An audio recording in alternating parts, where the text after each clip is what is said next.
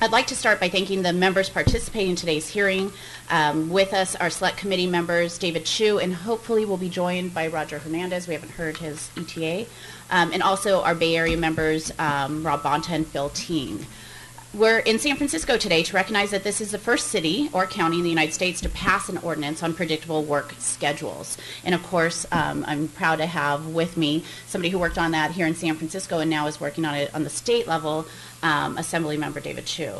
Since this ordinance passed last year, there's been a lot of momentum and dialogue on the topic of work schedules and the problems created by unpredictable hours and what can be done about it. Today we are gathering additional information on the work schedule issue and public policy surrounding it. As chair of the Select Committee, I'm deeply concerned that the ways unpredictable work schedules can affect the self-sufficiency and economic mobility of women and their families. An issue, of course, that impacts the economic opportunity for women impacts everyone, but this in particular has a profound effect not only on women, but especially single mothers. Working women are essential to the basic economic security of at least 65% of American households. 42% of working moms have reported having reduced their hours in order to care for a family member or a child, and 39% have taken significant time off. This compared to only 24% of working fathers surveyed said the same thing. We know that women, especially women of color, are disproportionately affected by low-wage service jobs where this is an issue.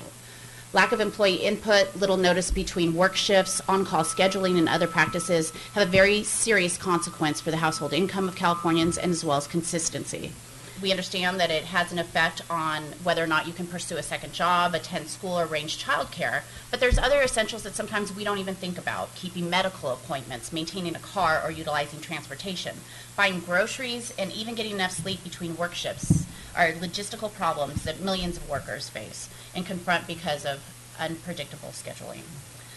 The research and work that has been done on this topic shows us that scheduling is a complex topic, but one that must be addressed, and we're hoping to start with that today. I'd like to start by inviting my colleagues to open up with statements of their own, and then we'll go to the first panel. Go ahead, Mr. Chief. Thank you, Madam Chairwoman. First of all, as one of our two local assembly members, I want to welcome our select committee to San Francisco, to our state building, and I want to thank our chair for having a hearing on this very important topic. And I also want to welcome everyone to our city that was the first to establish a right to fair scheduling. As Assemblymember Gonzalez just laid out, this is an issue that is intense not just in San Francisco, but throughout the state of California, where there are no protections for scheduling. California has the highest percentage of hourly workers, and since the Great Recession, we've seen the number of involuntary part-time workers, those who wish to work part-time, full-time jobs, to see that percentage has tripled. And we've also seen that typically in low-wage, minimum wage, and part-time jobs, workers are told 1 week that you'll get to work on a Monday, Wednesday, and Friday, and at the last minute, that will shift to a Tuesday, Thursday, and Saturday, which will wreak havoc on their lives. And when you have shift canceled, we know that you can't put food on the table. When shifts are rescheduled, workers can't hold down that second critical minimum wage job, can't go to school, can't manage their family care. 2 years ago in San Francisco, I convened a task force with business, labor, and working family advocates. And I was proud in 2014 to author, along with Supervisor Eric Marr, the first law in the country to establish the so-called Retail Worker Bill of Rights. This is a law that went into effect this year, and we worked with the business community to educate the public and give more time before enforcement. I also want to take a moment and acknowledge that we have seen major corporations this past year change their fair scheduling practices. Companies like Starbucks, like Walmart, more recently like The Gap. And when I was elected at the end of last year to the California State Legislature, I was asked by many advocates around the state to move forward fair scheduling statewide. I also want to acknowledge Assemblymember Gonzalez for being one of those voices encouraging us to move forward with this. I think everyone knows we have a bill, AB 357, which is now pending on the Assembly floor. And part of what we're doing today is to continue to educate the public about the importance and the need for this bill. I would like to note that our state bill only includes a portion of our local bill. It focuses on the need for a 2-week scheduling requirement, as well as predictability pay requirements if there are changes made in the last 7 days, or if there are on-call scheduling practices that are involved. Now, this is not an issue that's going to go away. In fact, at this time, there are over a dozen states that have proposed similar proposals.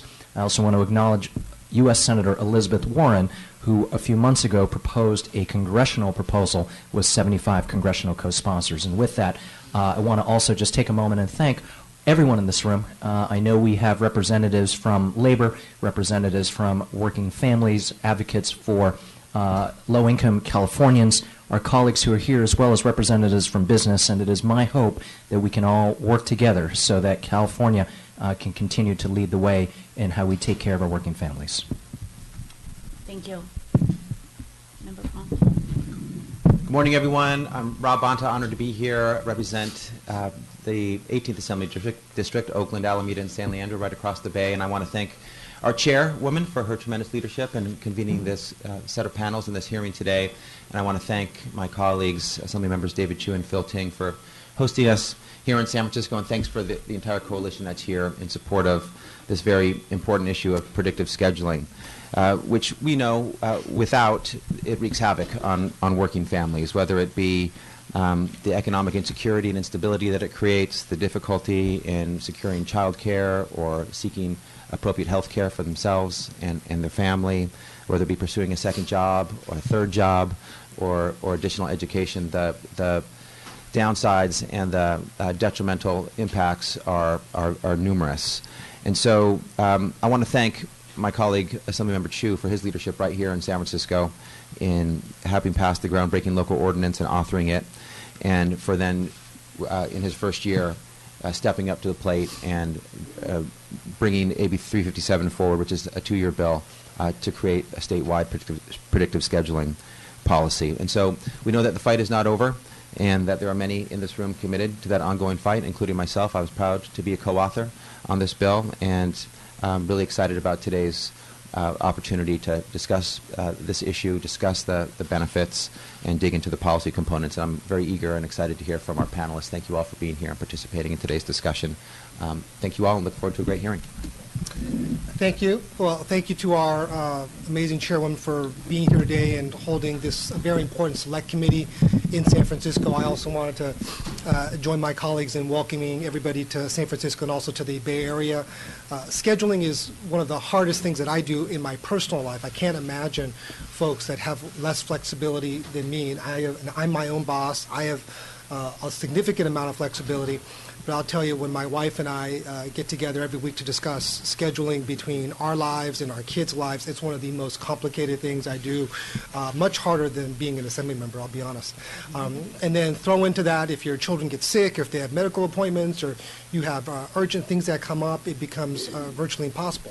So when I think about families that have to do this who are not only struggling to get by, but have jobs that don't allow them the flexibility, to me it seems very, very daunting and challenging. Just to share with you a couple stats, I mean, more than 1/3 of parents said they were passed over for promotion, raise, or a new job due to the need for a flexible work schedule.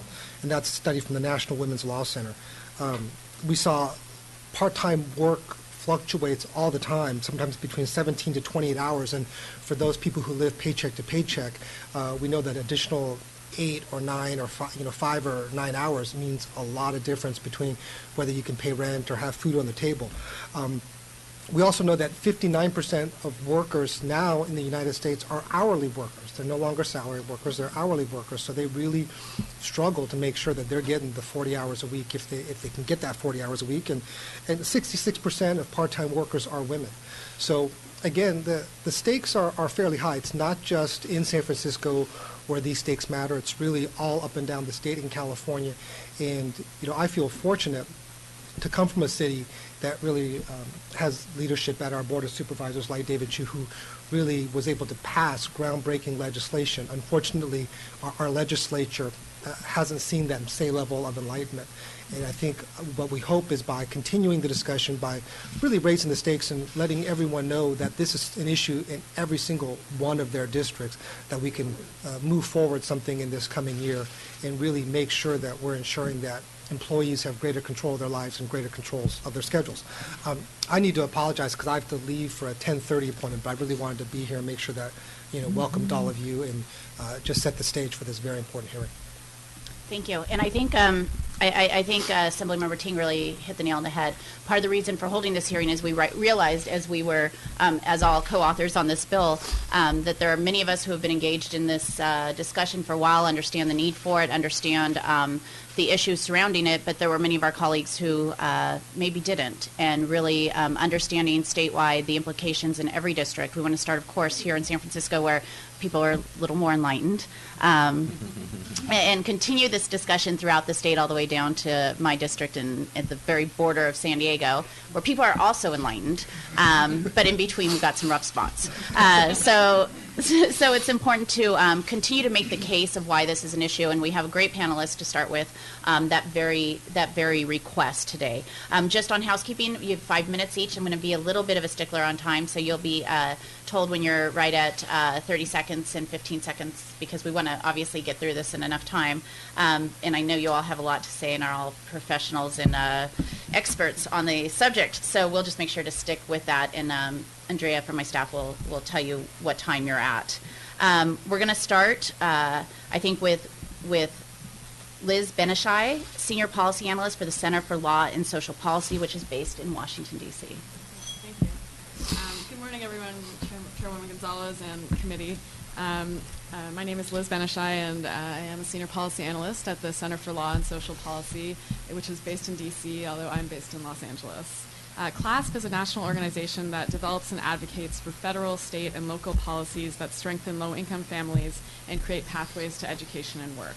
We work on a range of job quality issues, including work scheduling and paid leave. And CLASP often partners with California organizations on policy efforts.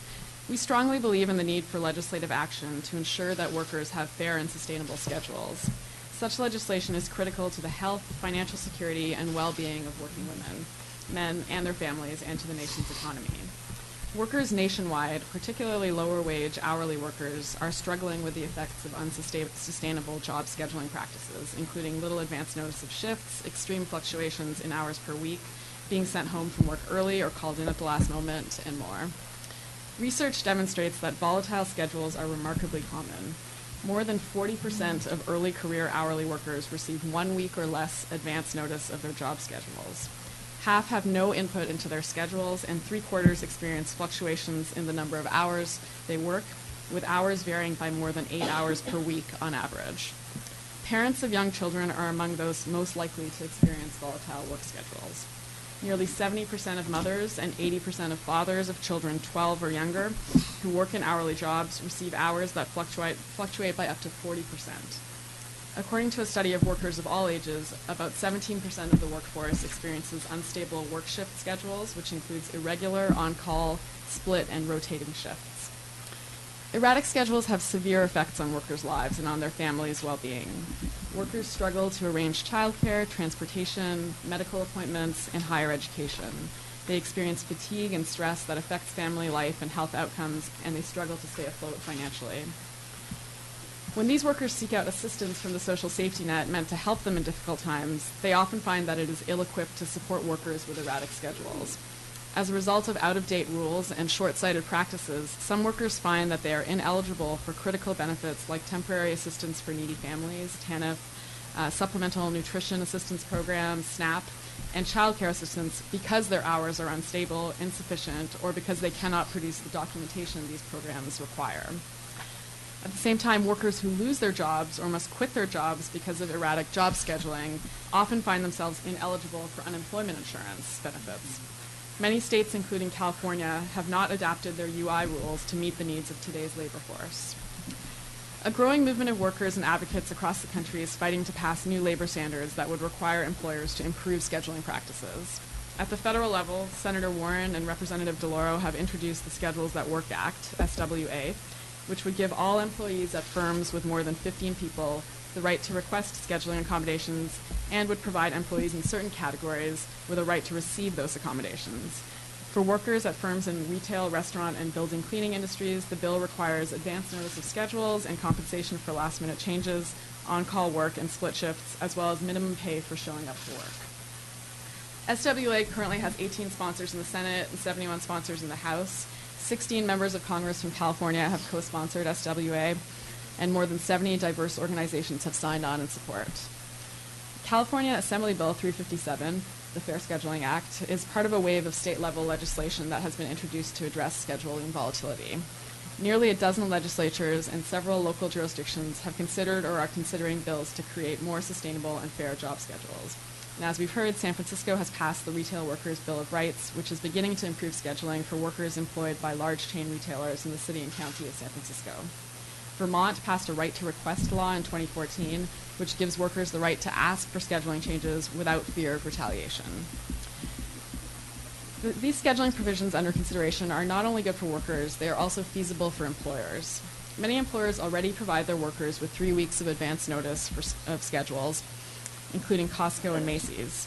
Research shows that most employers are capable of predicting a high percentage of their labor needs, making much of today's scheduling variability unnecessary. California workers, particularly women workers, need a range of labor protections in order to perform well in their jobs, contribute to the economy by boosting productivity and consuming local goods and services, and to care for their families. The state's recently passed paid sick days law, championed by Chairwoman Gonzalez, is an important step forward, yet it is just the beginning. In addition to broadening the sick days law, California legislators should continue efforts to expand job protection for family leave, improve paid family leave, and, as we're discussing today, guarantee workers access to fair and sustainable job schedules.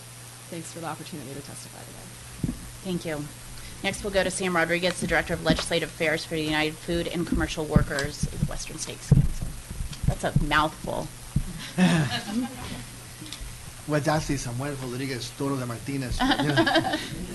I'm gonna provide a sort of a snapshot to the retail industry, and then I'm going to drill down to the area that we have expertise in, which is the food, retail, grocery industry.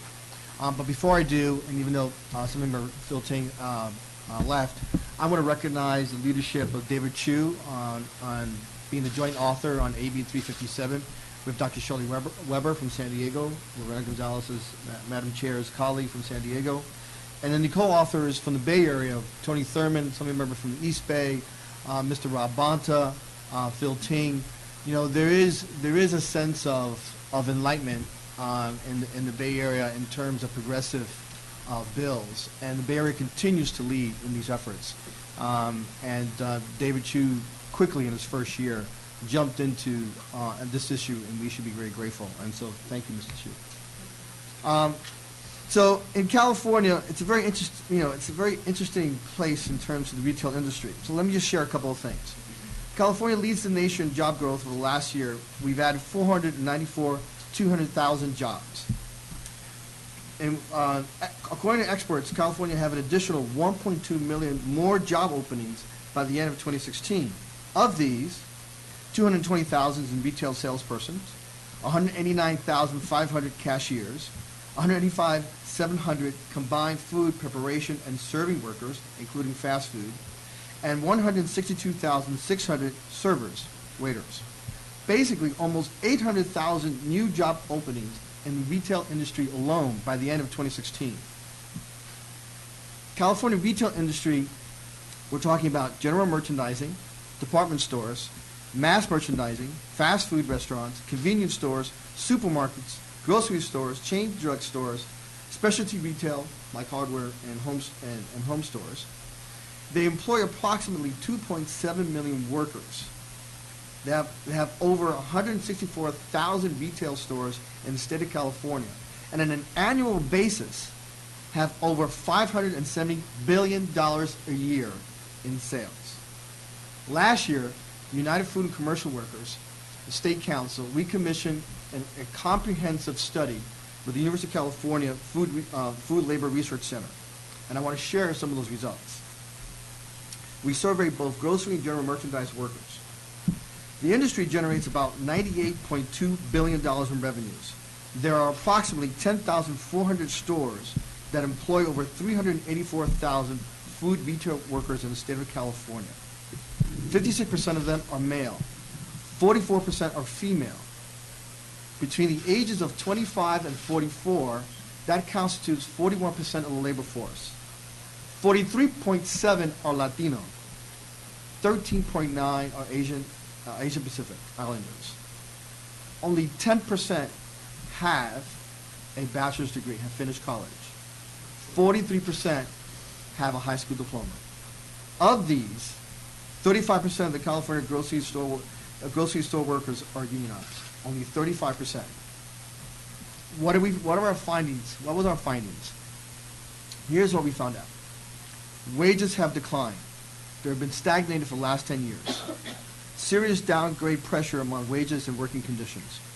36% of California food retail workers use some form of public assistance for a total cost to the state of $662 million per year. More than half of all California food retail workers earn less than the hourly wage needed to reach an annual income of $22,458. Try to make a living in the Bay Area on that. Race still matters.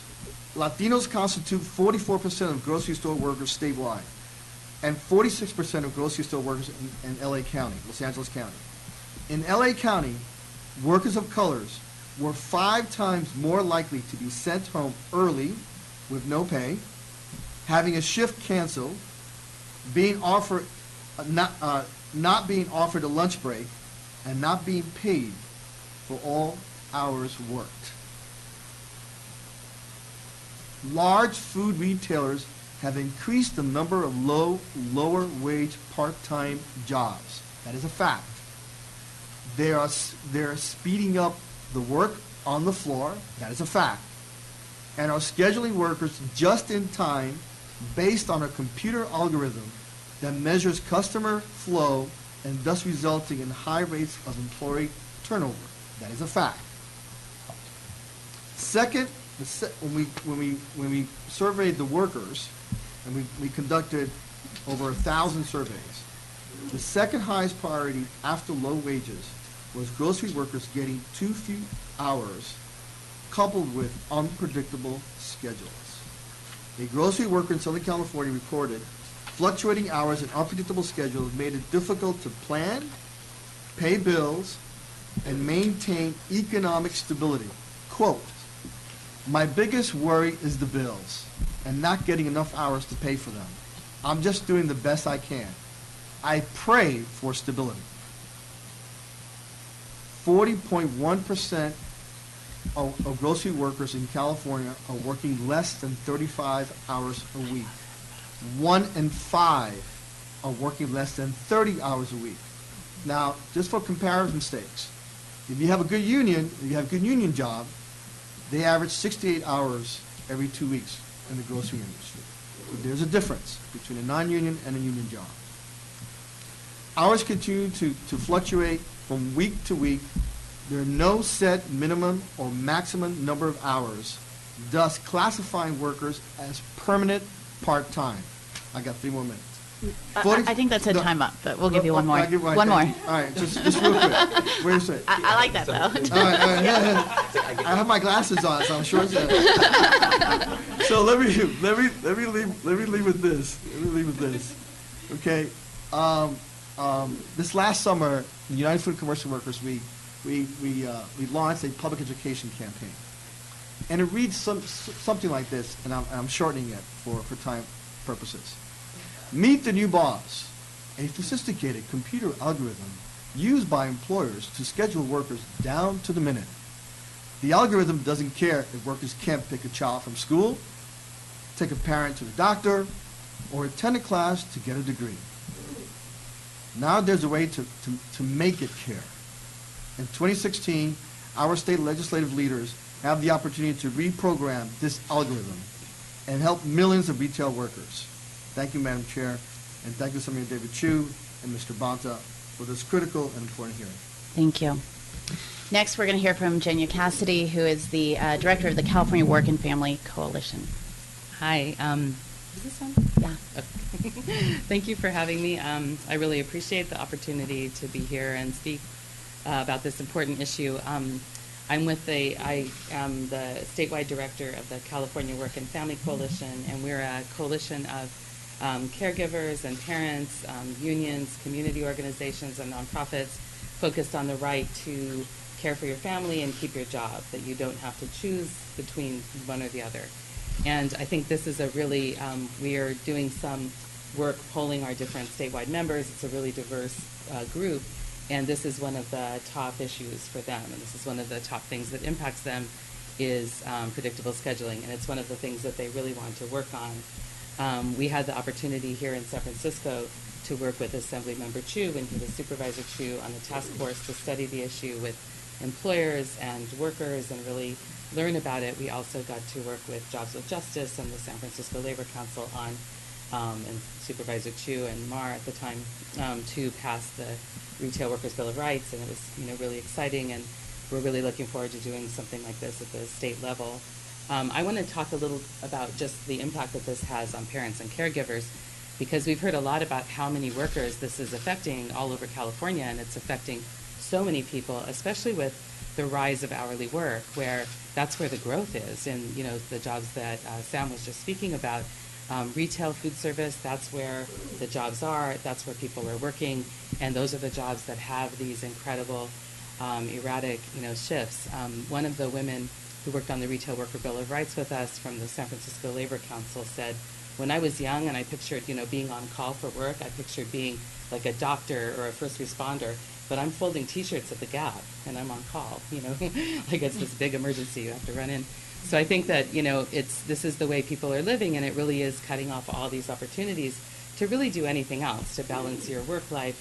When you're a young student, it's really hard to even stay in school with these schedules. But for parents and caregivers, these are the people that have these jobs now.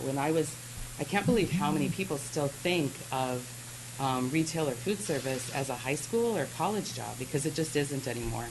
I've read that the median age right now is 38, with under 25% being 24 or under. So that's a really, these are parents and caregivers. These aren't a kid that lives at home with their parents anymore, although many people do have to live with their parents because they're not making enough money at any age. So that's definitely happening. And in California, we have the highest rate of hourly workers. So it's really big here.